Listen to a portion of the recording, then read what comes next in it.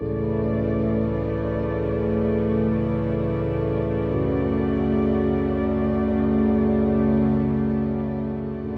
father had an episode of encephalitis.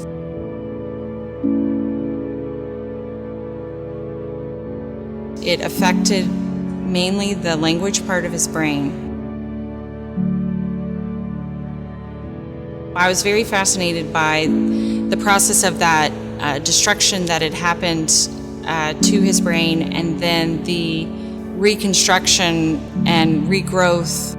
I found it to be an area that I really wanted to explore further.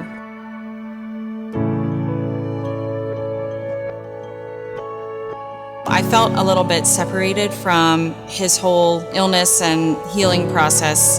I wanted to feel more connected to what was going on with him.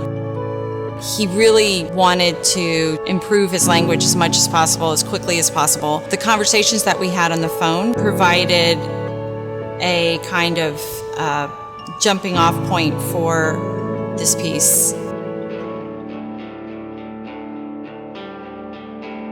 The title of this piece is Wider Than the Sky, which is taken from an Emily Dickinson poem. To me, the poem reflects on the idea of how the brain is such a small object in and of itself, but it can contain such a vastness that is almost beyond our comprehension. The materials that I work with are pretty simple and lowly in a way. Pipe cleaners and yarn and thread and pins. They're very lightweight craft materials.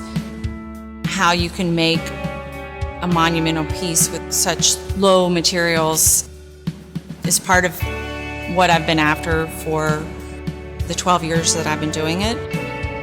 Because of the fact that the piece deals with this loss of language with my dad, he could only speak a few words. For instance, rice would be any object, and South Carolina would be any place. Another thing that's different about Wider Than the Sky is the fact that this space is such a perfect monumental diorama, in a sense. It's this wonderful large window box, in a way.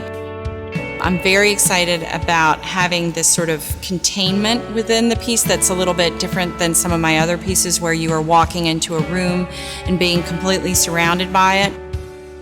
You will be able to walk up to the piece and stand underneath it, but you'll be able to see it very pictorially. That kind of boundary around the piece is a new direction that I would love to pursue in the future.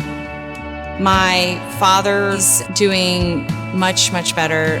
If you just met him, you wouldn't think there was anything wrong at all. I think I'll continually be interested in brain imagery and other systems like that, and this new interest in text and language. I'm not sure where that's going to go, but I could see me doing something else in the future with that.